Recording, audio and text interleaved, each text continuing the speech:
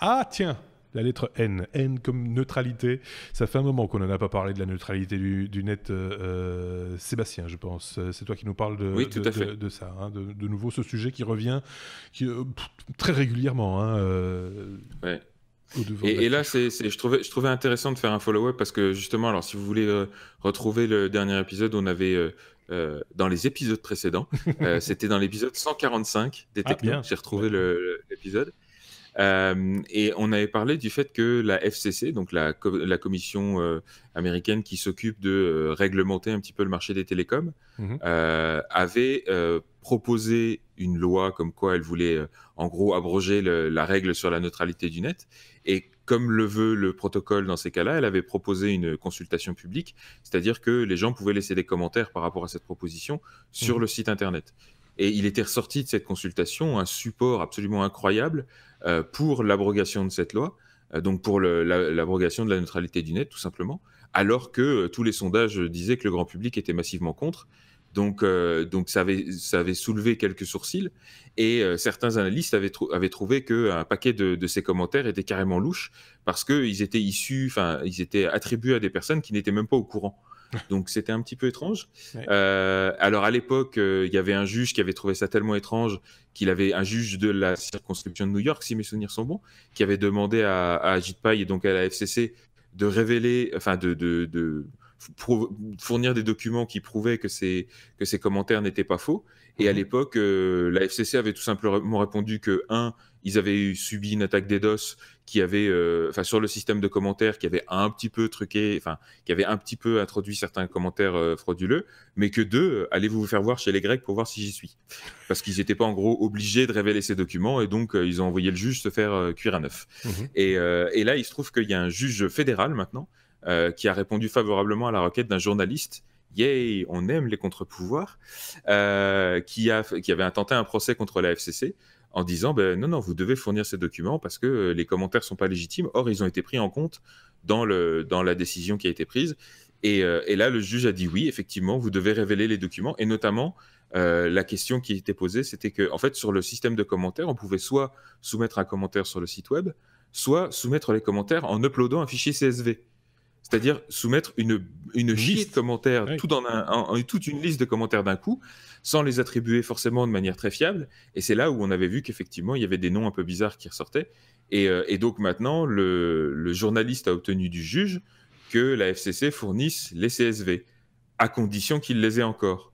Oui, Vous oui. voyez arriver le trucage ou pas? Bah oui, c'est ça. Évidemment, comme de par hasard, les fichiers auront disparu dans Bah oui. l'intervalle. Oh, Hein. non, c'est pas ce qu'on en a fait, on a marché dessus. C'est complètement fou. Donc, C'est- donc là, maintenant, en plus, le juge a demandé à la FCC et aux journalistes de s'arranger directement entre eux. Donc, clairement, je pense que la FCC va juste rigoler doucement dans son coin, parce que clairement, ça fait des mois qu'ils essaient de cacher ces documents. Mhm. Donc, visiblement, ils sont pas très nets dans leurs souliers, et donc ils tentent de cacher certaines informations qui seraient assez dommageables pour leur crédibilité.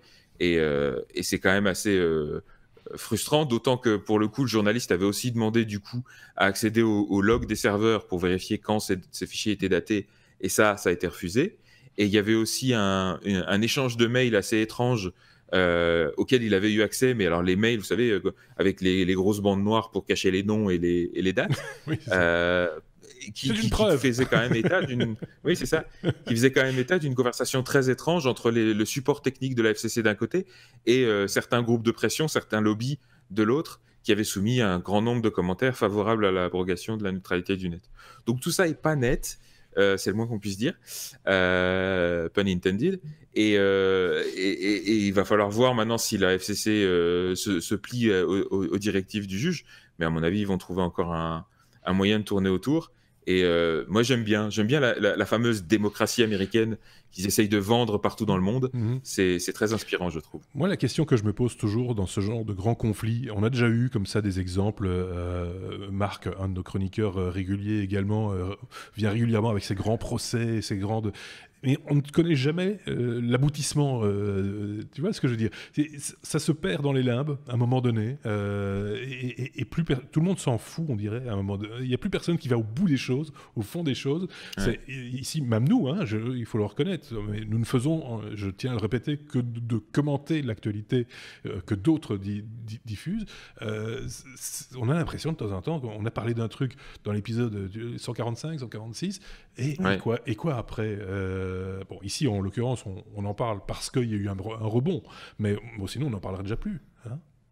Ouais. Alors là, ce qui est intéressant par rapport à ça, c'est que le journaliste qui a gagné ce procès a déjà promis que quand il recevra les documents, si tant est qu'il les reçoive, tout ce qu'il pourra analyser, il le fera de manière ouverte et il republiera les documents qu'il a reçus.